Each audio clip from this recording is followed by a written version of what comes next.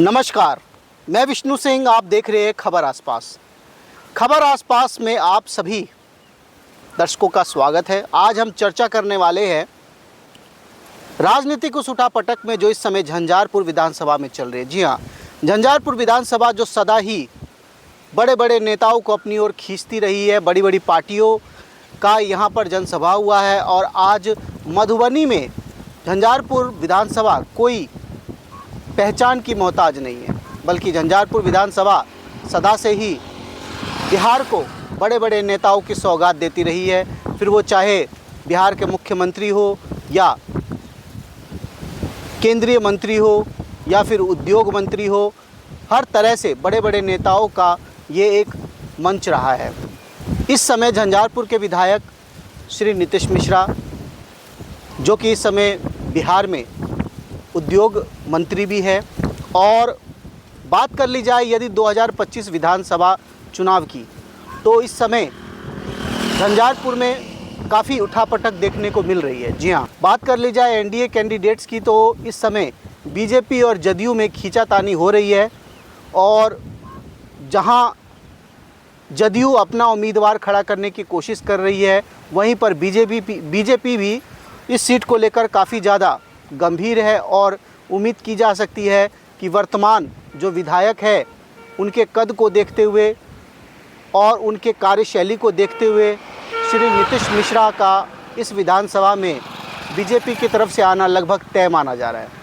वहीं पर बात कर ली जाए अन्य दलों की, हाल ही में पूर्व राजद विधायक गुलाब यादव की बेटी बिंदु गुलाब यादव, जो कि मधुबनी की जिला अध्यक्ष भी है, उन्होंने वीआईपी पार्टी का दामन थामा है।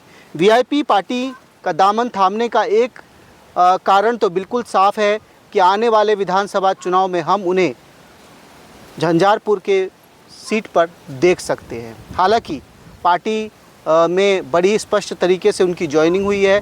कहा जा रहा है कि उन्हें मधुबनी के किसी भी क्षेत्र से चुनाव लड़ाया जा सकता है, लेकिन यदि झंझारपुर की सीट से यदि उनका नाम लिया जाए तो कोई भी आश्चर्य नहीं होना चाहिए।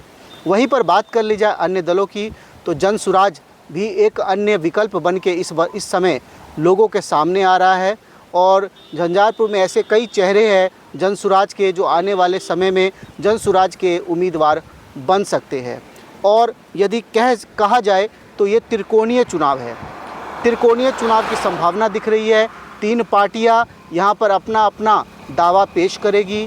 और झंझारपुर विधानसभा एक ऐसी सीट है जहाँ पर हमेशा 2 दलों की लड़ाई हुई है, लेकिन इस बार तीसरे दल के आ जाने से यहाँ का राजनीतिक माहौल काफ़ी ज़्यादा चर्चा में आ गया है। और इस समय झंझारपुर विधानसभा सीट पर काफ़ी ज़्यादा कह सकते हैं आप गहमा गहमी देखी जा सकती है। हालांकि अभी तक सभी पार्टियां अपने अपने कैंडिडेट्स तैयार कर रही है, और देखना दिलचस्प होगा कि आने वाले झंझारपुर विधानसभा चुनाव में किस प्रकार चुनाव होते हैं। लेकिन जो यहाँ के मुद्दे इस समय भी झंझारपुर में वही है: सड़क, जल जमाव, मेडिकल कॉलेज, स्टेडियम, जो कि मुख्य मुद्दे, बेसिक मुद्दे होते हैं।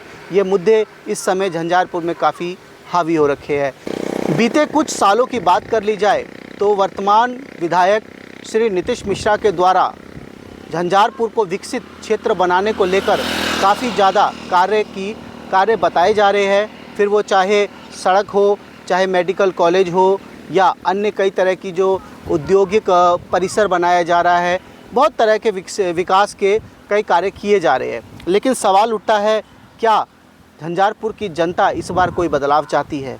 क्या झंझारपुर की जनता इस 3 दल जो है, एनडीए, वीआईपी और जनसुराज, इन तीनों में से क्या किसी नए उम्मीदवार को चुनना चाहती है? तीनों दलों के अलावा यदि बीच में कोई चौथा उम्मीदवार आ जाता है तो भी कोई आश्चर्य नहीं होना चाहिए, क्योंकि यदि 4 उम्मीदवार झंझारपुर में आ जाते हैं तो निश्चित रूप से वोट काफ़ी ज़्यादा बट जाएंगे। और यही हो भी सकता है। आंतरिक सूत्रों से जानकारी मिल रही है कि चौथा कैंडिडेट भी झंझारपुर में तैयार हो रहा है। बहुत जल्दी इसकी घोषणा होने वाली है। तो 4 कैंडिडेट जब झंझारपुर विधानसभा चुनाव लड़ेंगे तो वोटरों को पास भी काफ़ी विकल्प होंगे और झंझारपुर के मुद्दों को लेकर इस बार चुनाव होने की पूरी संभावना है। हम इस तरह की खबरें आपको लगातार दिखाते रहते हैं। उम्मीद करते हैं इस तरह की राजनीतिक खबरों को आप लाइक करेंगे, शेयर करेंगे और यदि आपने हमारा चैनल खबर आसपास सब्सक्राइब नहीं किया है तो आज ही कर ले, क्योंकि इस तरह की जानकारी हम आपको लगातार दिखाते रहेंगे। 2025 विधानसभा चुनाव से जुड़ी छोटी बड़ी अपडेट के लिए लगातार देखते रहे खबर आसपास। तब तक दीजिए इजाज़त। जय हिंद, जय भारत, जय मिथिला।